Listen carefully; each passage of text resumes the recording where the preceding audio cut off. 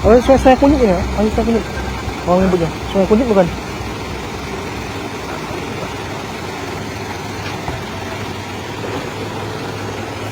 Ini sungai kunyit yang nyebutnya? Ini Sungai Mamang. bukan sungai kunyit. Kan mendadak itu nggak diberitahu macam itu kan.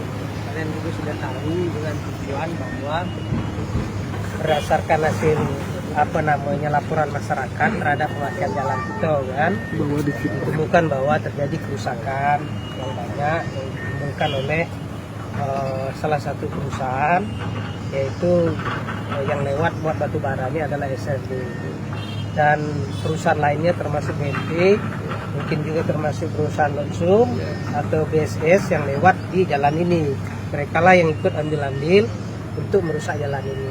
Nah, makanya sesuai dengan pengaduan masyarakat, kita datang ke sini sama-sama dengan anggota komisi 3 ini ada 5 orang, terus dinas terkait ada termasuk camat dan kepala desa.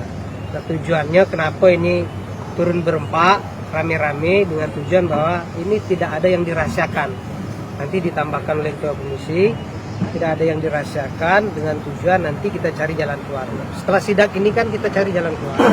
Kita panggil pihak-pihak terkait ini, gitu. Termasuk juga SRG, pembelinya seperti MASP, ada PT TDE. Nah, kita panggil kalau Tri Haryani, termasuk juga BMT, nanti kita panggil untuk mencarikan jalan keluar, mau dibagaimanakan jalan. Jadi tujuan kita itu Baik, Tribuners, jurnalis Tribun Sumsel melaporkan dari Kabupaten Misaras Utara. Saya Tribuners saat ini ada di lokasi stockpile batu bara, tempat pengumpulan batu bara di Desa Simpang Nibung, Kecamatan Rawas Ulu, Kabupaten Misaras Utara. Batu bara tempat saya berdiri ini, Tribuners, semuanya ini merupakan batu bara.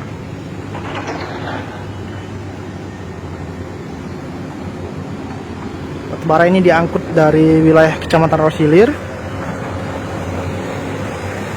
Hari ini anggota DPRD Kabupaten Misaras Utara meninjau langsung ke lokasi ini dalam rangka menindaklanjuti laporan masyarakat atau keluhan masyarakat soal kerusakan jalan yang diduga disebabkan oleh kendaraan-kendaraan bermuatan berat, salah satunya kendaraan yang mengangkut batu bara. Dan kendaraan-kendaraan lain tadi disebutkan oleh anggota DPRD ada perusahaan kelapa sawit dan perusahaan-perusahaan lainnya.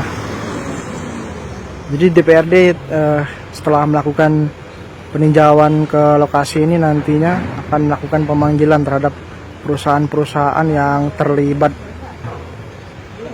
melewati jalan yang mengalami kerusakan yang dikeluhkan oleh masyarakat.